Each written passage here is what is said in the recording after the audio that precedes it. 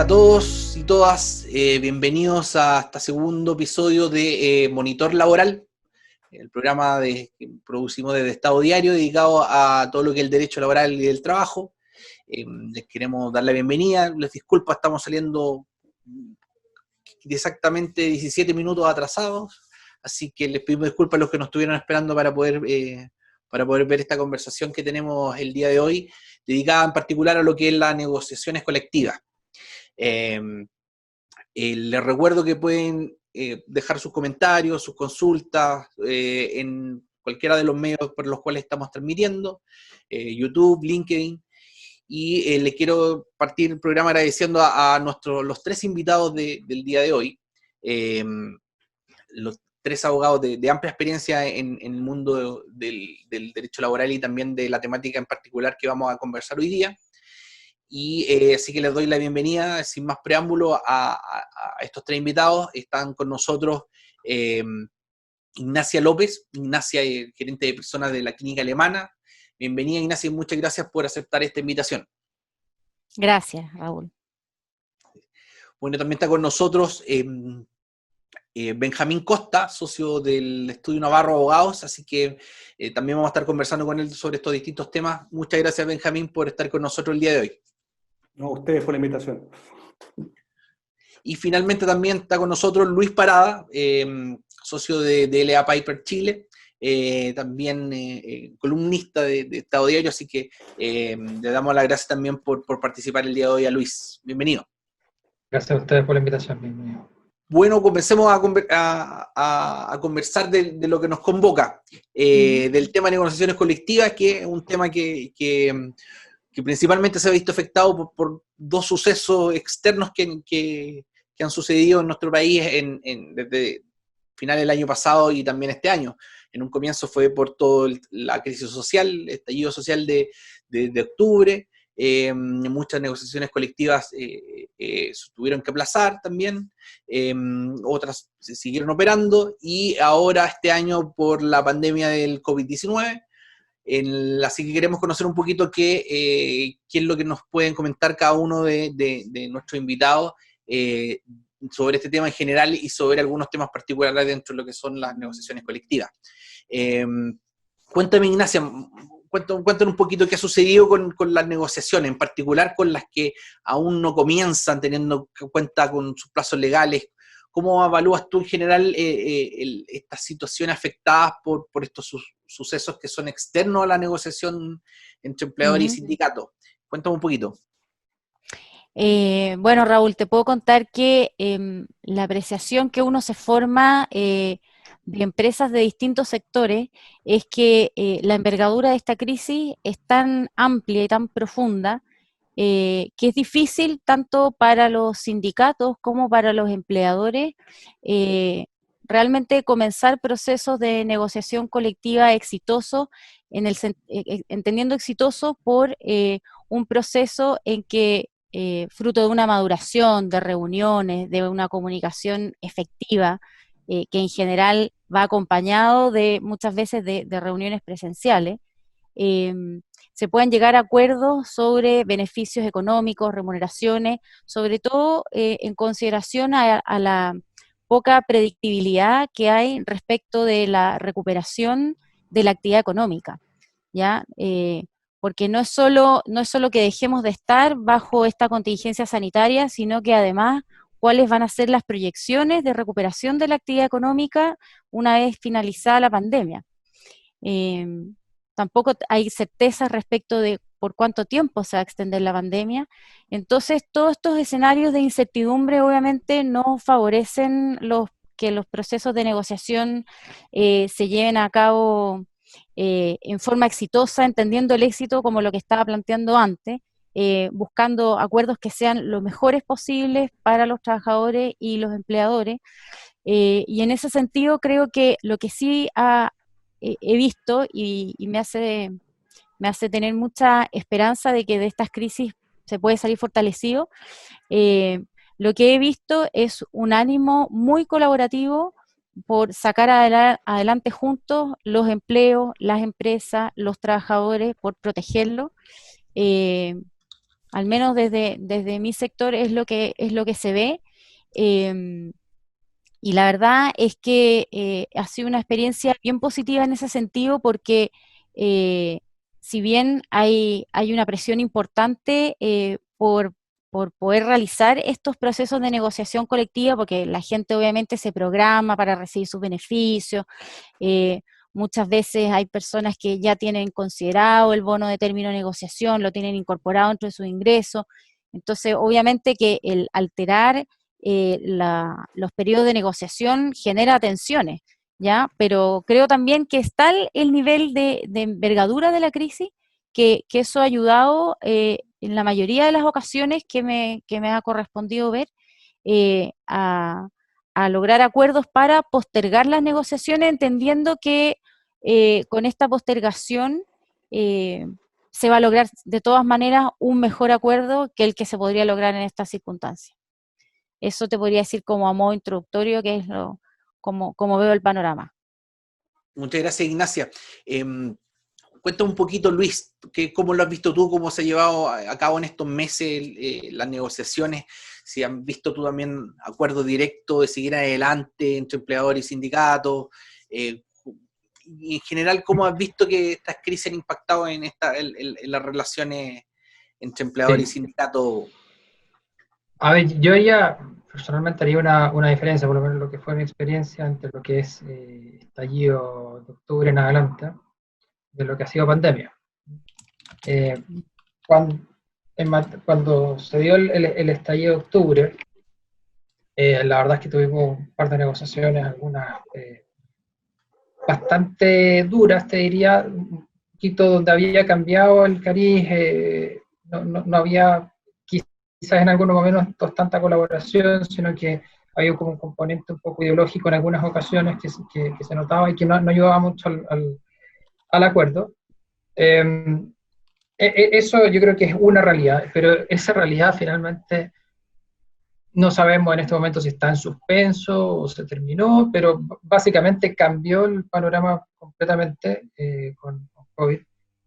Y lo que a nosotros por lo menos nos ha tocado ver son efectivamente sindicatos más enfocados en la mantención de trabajo y en buscar soluciones colaborativas con la empresa, eh, incluso postergando ciertos beneficios pactados en los contratos, revisando periodos de negociación, pero sobre todo en nuestro caso ha sido más bien la revisión de beneficios en pos de una proyección más bien de mantención de trabajo, más que en forma de colaborar y justamente como gran objetivo ya del sindicato, postergando un poco lo que sea un beneficio hacia adelante.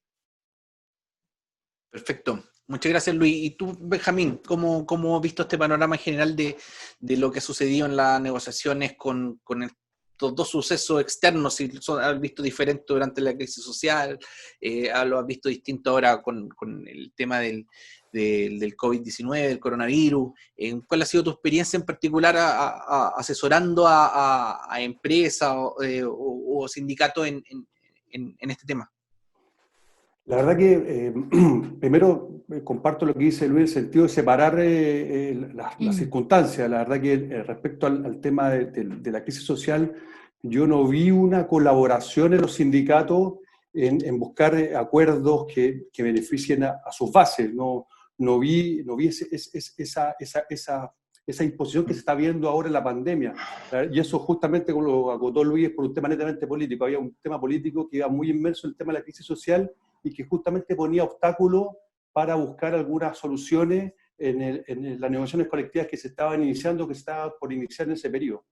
En cambio, la pandemia, y también ya lo adelantó Ignacia, el tema ha sido completamente distinto. Los sindicatos han entendido que las empresas, que en general el país, tanto la empresa como los trabajadores y toda la actividad se ha visto afectada.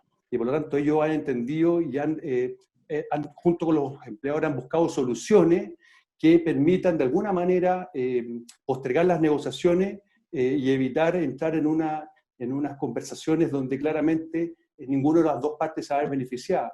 Y yo, bueno, antes de entrar en línea y conversaba con los colegas y le planteaba que efectivamente hemos tenido aproximadamente unas 6, 7 negociaciones colectivas en el periodo que va de marzo a al mes de junio, y la verdad que una sola negociación colectiva, nosotros llegamos hasta la etapa previa de la huelga, pero se llegó a un acuerdo, y un acuerdo que fue absolutamente razonable en ese caso. Todas las demás negociaciones colectivas que se habían iniciado o que estaban por iniciar, buscamos mecanismos que ya están en la ley para eventualmente prorrogar las negociaciones o postergar las negociaciones para el próximo año, donde claramente vamos a tener un panorama mucho más claro. Y la verdad que la ley, nuestro Código del Trabajo, establece algunas herramientas que nosotros nos permite, de alguna manera, si ya se ha iniciado una negociación colectiva, prorrogar la negociación, o bien buscar mecanismos antes de que se inicie la negociación a través de otras figuras. Muchas veces se desconoce, pero respecto a las negociaciones colectivas no regladas, que se generan un instrumento distinto, donde no hay huelga, no está todo el proceso que puede culminar en la huelga, podemos celebrar contratos o convenios colectivos que sean con periodos de vigencia inferior a 2 años.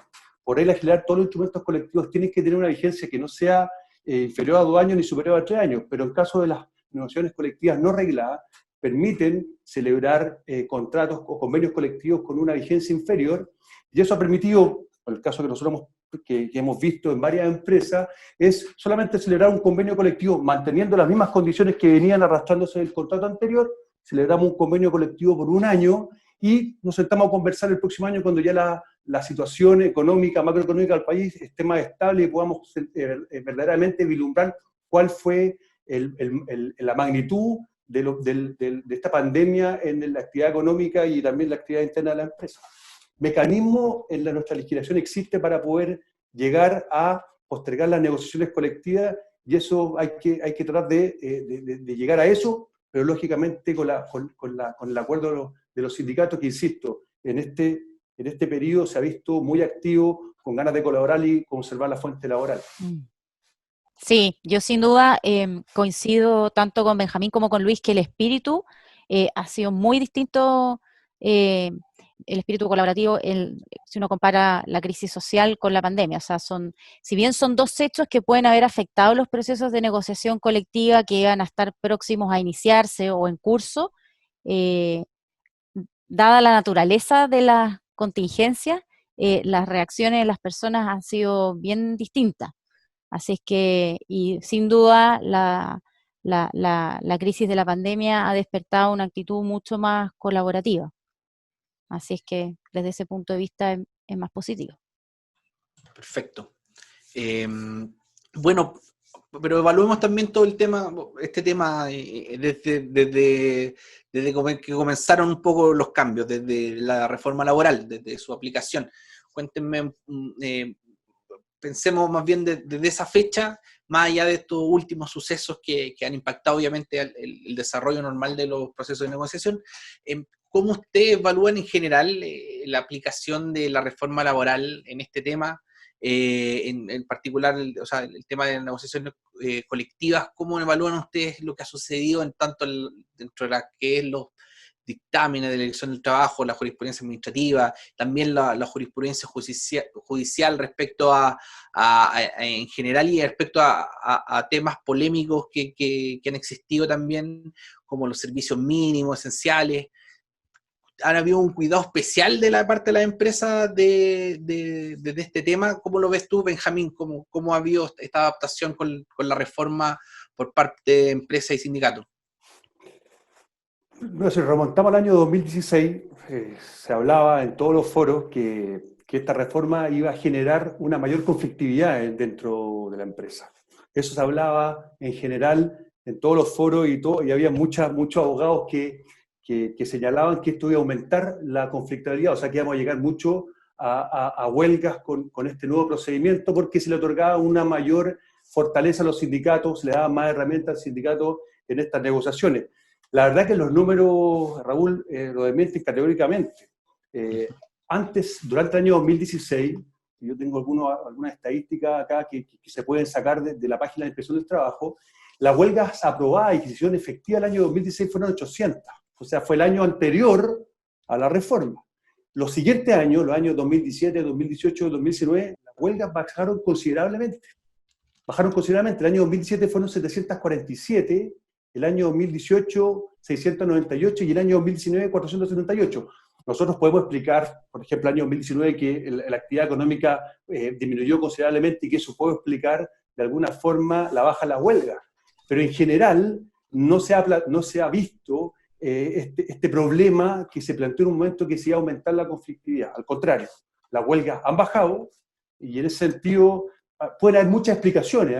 Yo tengo prácticamente yo creo que hay dos razones que para mí son fundamentales y que por lo menos en la empresa nosotros se la hemos transmitido. La primera es que este nuevo procedimiento fortalece la mediación como herramienta para solucionar los conflictos. Si bien el anterior procedimiento existía, ahora existen mediaciones voluntarias durante la negociación y eso la verdad que nosotros como abogado y la empresa le recomendamos muchamente, en ese sentido recomendamos a las empresas, que recurran a ese mecanismo porque es un mecanismo de apertura a la conversación.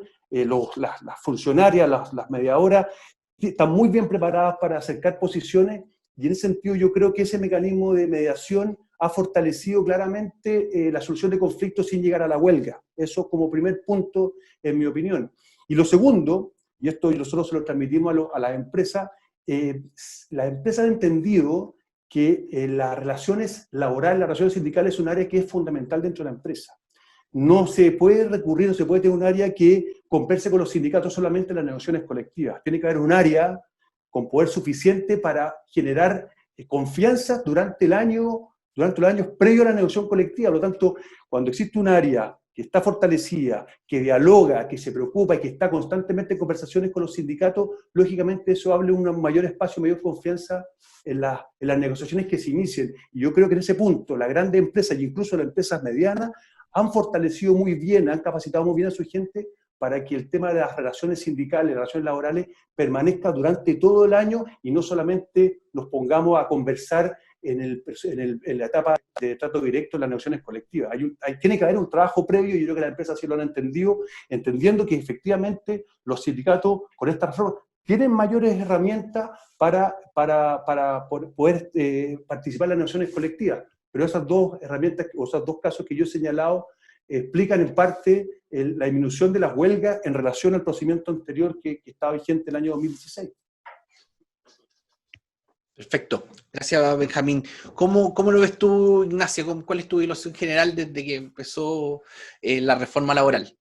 Mira, me pasa que dado, y relacionándolo con los temas de la crisis social y con lo de la pandemia, creo que a la reforma laboral de aquel entonces le faltó incorporar una norma que regulara situaciones de excepción. Y que se ha echado de menos tanto en el periodo de la crisis social como de la pandemia y que de hecho intentó a través de un proyecto de ley que no siguió su tramitación o no ha seguido avanzando, digamos, respecto de la suspensión de las negociaciones colectivas, sobre todo en el caso de la pandemia, que fue el proyecto específico, ¿ya? Pero se extraña una norma que se haga cargo de regular las situaciones excepcionales, de manera de conferirle a alguna de las partes la posibilidad de requerir ante la autoridad, sea la autoridad administrativa laboral o la judicial, la posibilidad de suspender una negociación o bien eh, de, de poder partir con un piso diferente. Lo único que se logró en ese momento fue el artículo 341, el inciso final, que señala que las partes podrán ponerse de acuerdo para variar el piso, ¿ya? El piso de la negociación, que en general son los beneficios y las condiciones de remuneración que se pactan en los contratos colectivos, con excepción de la reajustabilidad por IPC, los incrementos reales pactados y los beneficios asociados al término de la negociación, que en general es el bono de término de negociación. Pero la verdad es que la norma, al final creo que ha sido letra muerta, en el sentido de que siempre obliga a las partes a ponerse de acuerdo, y por lo tanto, incluso tiene aplicación práctica, me atrevería a decir que cero, porque siempre las partes se van a poder poner de acuerdo y prorrogar la vigencia de un contrato colectivo o bien de suscribir un convenio colectivo por un periodo X de meses hasta que pase la situación, de manera que la verdad es que siento que específicamente asociado al tema de situaciones de crisis, faltó haber incorporado una norma que permitiera a las partes, a cualquiera de las partes, poder solicitar a la autoridad un pronunciamiento en ese sentido. Eso con respecto a la aplicación de las negociaciones colectivas en tiempos de crisis, por así decirlo. ¿Ya? Con respecto a la aplicación de la reforma laboral, tengo bastante experiencia al menos en temas de servicios mínimos, y la verdad es que respecto a ese tema creo que ha habido poco avance en el sentido de que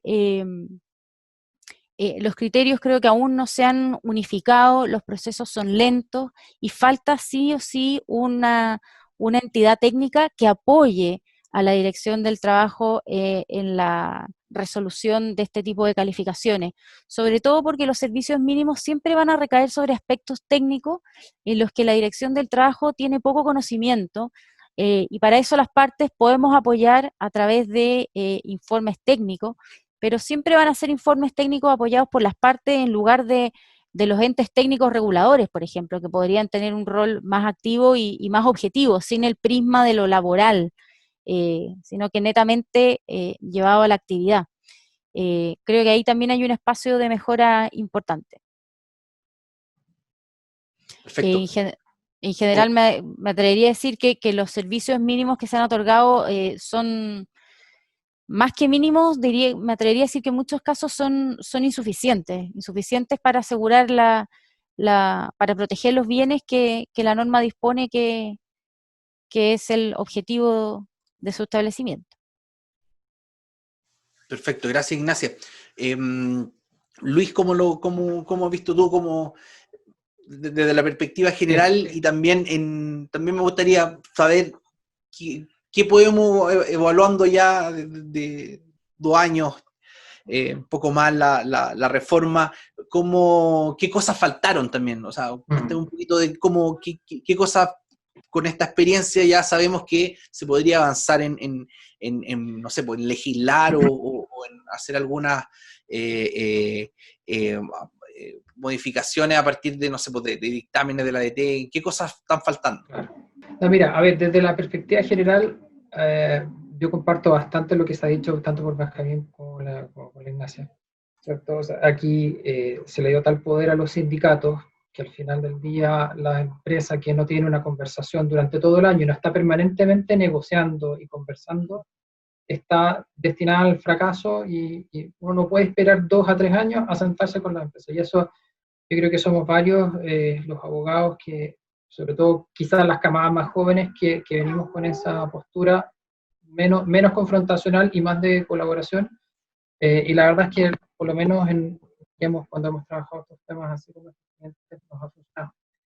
Te diría que para mí de los temas que salieron débiles, uno fue toda la definición de beneficio histórico, ¿no? Que finalmente se tuvo que complementar a través de dictámenes de la Dirección del Trabajo, dictámenes que también cambiaron bastante el espíritu entre la anterior administración, el anterior gobierno y el actual gobierno.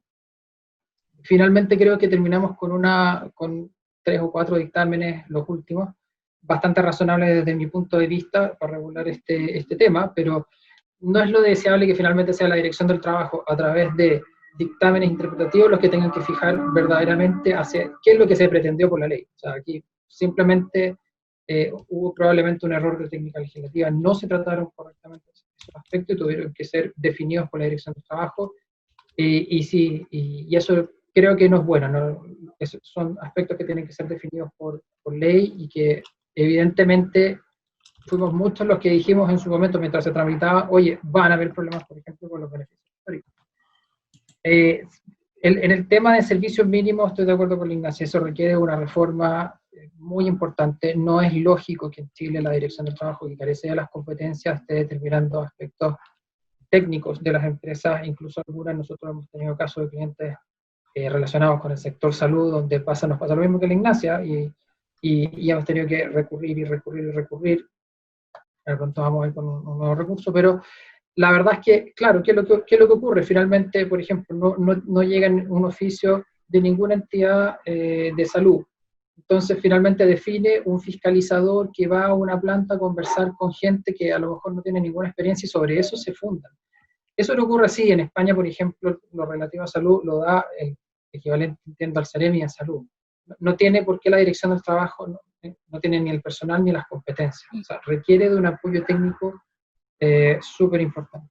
Un punto que yo creo que es importante en las negociaciones colectivas y que vamos a ver con la pandemia, fíjate, es la aplicación del tema de la reducción del piso mínimo, ¿no? Porque si bien es cierto, como decía la Ignacia, requiere de una negociación, el 342 del Código del Trabajo permite que el empleador se oponga incluso a la celebración de un contrato colectivo forzoso de 18 meses, que recordemos, se puede cerrar en cualquier momento por el sindicato en base al piso mínimo, y el empleador se puede negar a ese contrato. Es la única ocasión en atención a las condiciones económicas de la compañía. Entonces yo creo que ese es un punto que vamos a ver.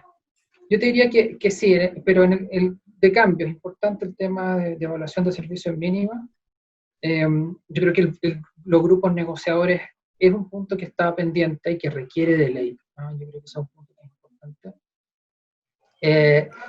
A mí me había pasado algo muy parecido con Benjamín. Yo habíamos tenido muy buenas experiencias con la mediación, pero últimamente no me ha ido muy bien con la mediación, así que yo creo que hay que echar un ojo.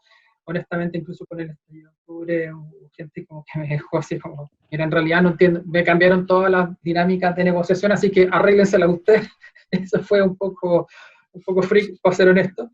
Pero yo creo que hay que también pegarle un ojo, porque la verdad es que cuando una mediación está bien hecha, y generalmente cuando se concentran las mediaciones a finales de año y a mitad de año, no suelen ser tan buenas como cuando se reparten en el resto del año por un tema de carga de trabajo. Pero cuando una mediación está bien hecha, en realidad ayuda muchísimo. Perdona, y lo último que te quería decir en este punto, yo creo que si hubiera quizás algo que se pudiera restituir del proyecto original, serían los pactos de adaptabilidad, ¿no? Sobre condiciones de trabajo. O sea, veíamos como muy prometedores. Por ejemplo, el pacto estaba el de sistemas excepcionales de trabajo y descanso, que saca del artículo 38 y de toda esta dinámica de la dirección del trabajo de aprobatoria. No, bastaba con el acuerdo del sindicato para tenerlo. El banco de horas extras también era súper interesante. Creo que eso hubiera sido ideal, que se hubiera aprobado, que salió recordemos, por el veto antes de la salida del Congreso, después del fallo del Tribunal Constitucional. Yo sí podría agregar algo, Raúl, a lo que señalaron los dos, que yo creo que estamos absolutamente de acuerdo. Lo que dijo Ignacia tiene toda la razón. O sea, la dirección del trabajo no tiene el expertise, no tiene la capacidad, no tiene los profesionales para determinar si una determinada actividad o dentro de un área existe un servicio que puede ser catalogado de esencial. Aquí requiere un trabajo importante y ahí hay que echarle mano, sin duda. Pero complementando eso, tampoco se ayuda a eso mucho también en la vía judicial, porque ya quedó todo zanjado que los juzgados del trabajo pueden conocer de los requerimientos que han sido resueltos por la dirección del trabajo. El tema es que se somete a un procedimiento monitorio que es muy acotado, donde la prueba está muy limitada, y la verdad que el tribunal podría tener mayor amplitud para conocer peritajes, todo. La verdad que la prueba es súper acotada, es una sola audiencia, y la verdad que tampoco los tribunales con ese procedimiento pueden cambiar de alguna forma o entrar a conocer con mayor amplitud los servicios mínimos que solicita la empresa. Por lo tanto, también yo creo que hay que echarle mano al procedimiento. No podemos en ese sentido quedar solamente en un procedimiento monitorio que es muy acotado, muy exiguo en pruebas, etc. Eso por un lado. Y lo que dice también en ese sentido Luis, hay dos cosas que son fundamentales que por lo menos están haciendo mucho ruido. El primero, el tema de los beneficios históricos. No puede ser que bajo una administración se diga A, otra administración diga B. No puede ser. Se cambió radicalmente la jurisprudencia en un periodo, en un gobierno con el otro. Y lo mismo ocurrió con la autoridad sindical. Eso no puede ser. Eso tiene que ser reparado ya. No podemos quedar en cosas tan importantes dentro del marco de la negociación colectiva. No puede quedar entregado eso a la interpretación de la dirección del trabajo. Eso tiene que ser reformado ya y dando certeza a las partes de cómo seguir obrando en las negociaciones colectivas. Son dos temas muy importantes y yo concuerdo con ambos en ese sentido. Sí, yo también coincido contigo, Benjamín y Luis, que la verdad es que el cambio en la jurisprudencia de un gobierno a otro finalmente fue diametralmente opuesto. Y la verdad es que la Dirección del Trabajo también es un organismo técnico. Por lo tanto, en ese sentido, con esta experiencia da para pensar que debiese ser un organismo autónomo y técnico, que las personas, sobre todo los que ejercen cargos directivos, sean efectivamente elegidos a través de la alta dirección pública y tengan autonomía respecto de las autoridades gubernamentales, de tal manera que la jurisprudencia administrativa que vayan sentando a través de estos dictámenes tenga cierta correlación, porque la verdad es que lo que nos ha ido pasando es que nos hemos ido quedando sin certeza jurídica, sea porque cambian las leyes, porque muchos de estos proyectos incluso han sido vetados de inconstitucionales. Entonces, eso va generando incertidumbre y eso va dificultando también la generación de empleo. Entonces, esto tiene repercusiones que van mucho más allá de la negociación colectiva. Efectivamente, durante la reforma laboral, que es un poco el objeto de la conversación, fue objeto de innumerables dictámenes por parte de la Dirección del Trabajo en el momento en que comenzó su vigencia. Esto, la verdad, es que no han parado. Y para las empresas también es difícil poder ir adecuándose a los cambios de criterio. Y eso va tensando las relaciones laborales. Y la incertidumbre y la incerteza y los espacios para la duda también van generando tensiones. Entonces, si queremos tener buenas relaciones laborales, también tenemos que tener autoridades que sean consistentes en el tiempo. Y la consistencia la da una estructura técnica y que no dependa del gobierno de turno. Perfecto. Yo no sé si tanto Benjamín como Ignacia podrían comentarnos también si es que qué cosas ustedes echan de menos de posibles proyectos de ley en torno al tema, ya sea de mejora de la reforma desde su comienzo, o por ejemplo, por poner el ejemplo del proyecto que hace poco se había presentado en el Congreso respecto a la postergación de las negociaciones, que al parecer no va a tener vida después del Congreso ese proyecto, al contrario de lo que pasó con las elecciones en los sindicatos. ¿Qué cosas nos están faltando un poco más de poder legislar para poder subsanar ciertos errores o mejorar más bien cosas que venían de la reforma? Creo que Luis lo había mencionado, yo creo que el gran silencio está en los grupos negociadores.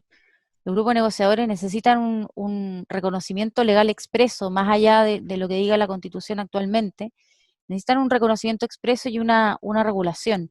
Eso hoy no está y también generó mucho revuelo, incluso de jurisprudencia judicial que fue variando en el tiempo en el sentido de permitirlo, luego no permitirlo, después subían a la Corte Suprema, ¿no? Y de nuevo se permitían. Entonces, al final, ¿qué decisiones pueden tomar las empresas con cierta seguridad, sin querer con el único propósito de cumplir la ley y tener buenas relaciones laborales, si es que nuestras autoridades van cambiando los criterios de blanco a negro y de negro a blanco? Entonces, lo más fácil en ese sentido es rellenar los vacíos legales y poder atenerse a leyes que sean claras. Yo creo que también ahí a la reforma laboral, como tuvo este cercenamiento por parte del Tribunal Constitucional y hubo espacios que quedaron en blanco, que podrían haber sido rellenados, pero no lo fueron, esos espacios finalmente han generado mucha duda. Entonces, creo que sería bueno completarlo. Ya se ha dicho muchas cosas, ¿eh? El tema de la autoridad sindical que acaba de decir Ignacia, que dijo Luis, el tema de los beneficios históricos es un tema que es fundamental. Una empresa no puede, sobre todo con la facultad que tiene el sindicato de participar en la extensión de los beneficios. Y recuerda que en la antigua legislación era el empleador el que determinaba la extensión de los beneficios. Y eso era unilateral, el empleador no le preguntaba a nadie, y a los trabajadores les extendía todos los beneficios que no estaban sindicalizados y eso no genera ningún problema. Actualmente, la extensión de beneficios tiene que ser acordada.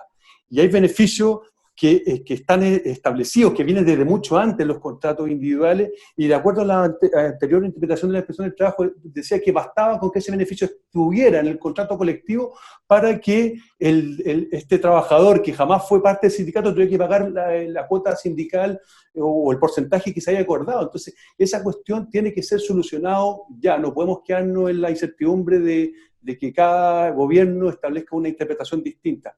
Y un punto que no es menor también, que sí nos ha traído a nosotros algunos problemas en la negociación colectiva con dos casos puntuales y que se dio también con el emblemático juicio de LAN.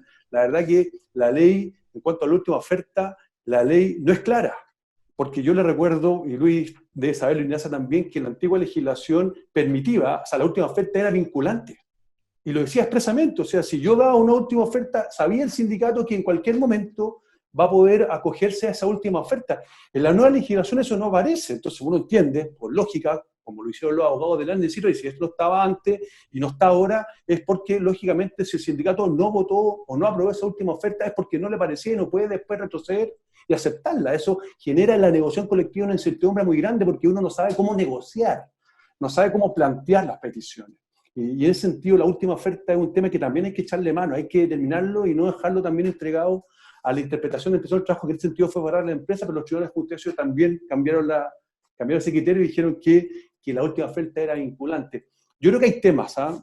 Yo creo que hay varios temas que hay que echar mano, pero en mi opinión personal, yo no soy tan crítico del sistema. Yo creo que el sistema funciona. El procedimiento, no, la reforma laboral en materia de negociación colectiva no ha sido este problema que se iba a plantear, no ha sido tal, y eso, insisto, se grafica en la cantidad de huelgas aprobadas anteriores a la entrada de reforma y las posteriores. Por tanto, yo creo que se ha mantenido lo grueso, hay que echarle mano a algunas cosas, sí, y todas las que se han hablado acá son importantes, pero yo creo que el sistema funciona, el procedimiento funciona, y los datos objetivos así lo demuestran. Perfecto, gracias Benjamín. No sé si tú quieres acotar algo más, Luis, respecto a lo que han dicho tus compañeros de panel.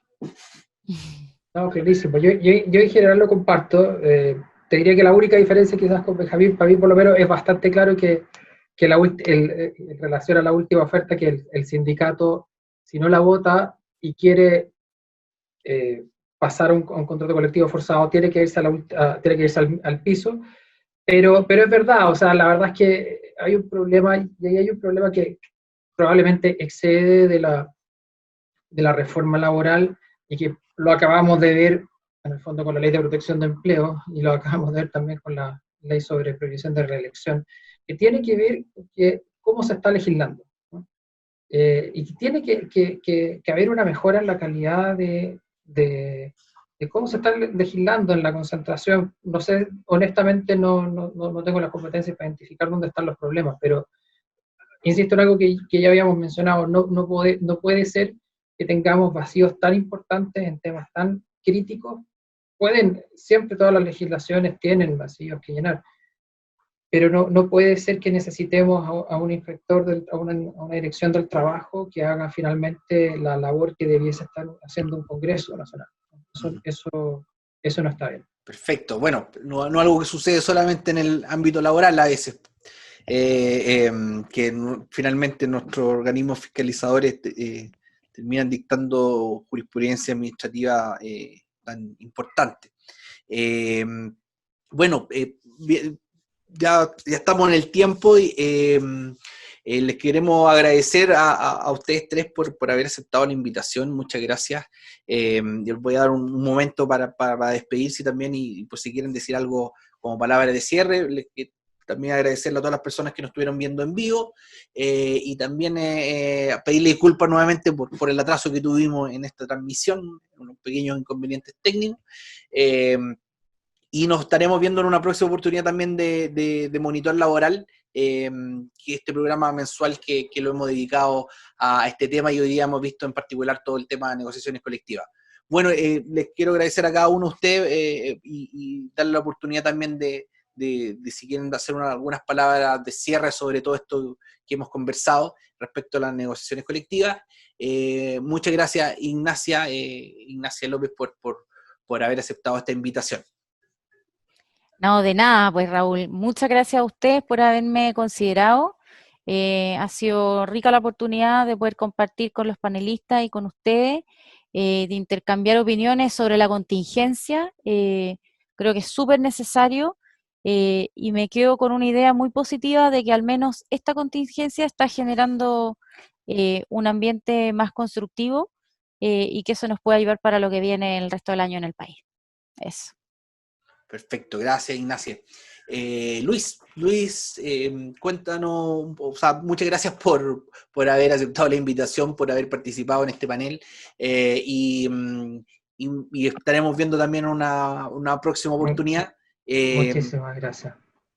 No, muchas gracias a ustedes y gracias por la invitación, gracias a todas las personas que nos están viendo. Quizás la única idea es que si nos están viendo asesores de empresas y asesores sindicales, tener conciencia y ojalá de que tenemos que remar y que la pandemia va a acabarse y vamos a continuar con las relaciones. Entonces necesitamos mantener relaciones sanas entre empleadores y trabajadores. Perfecto, muchas gracias Luis.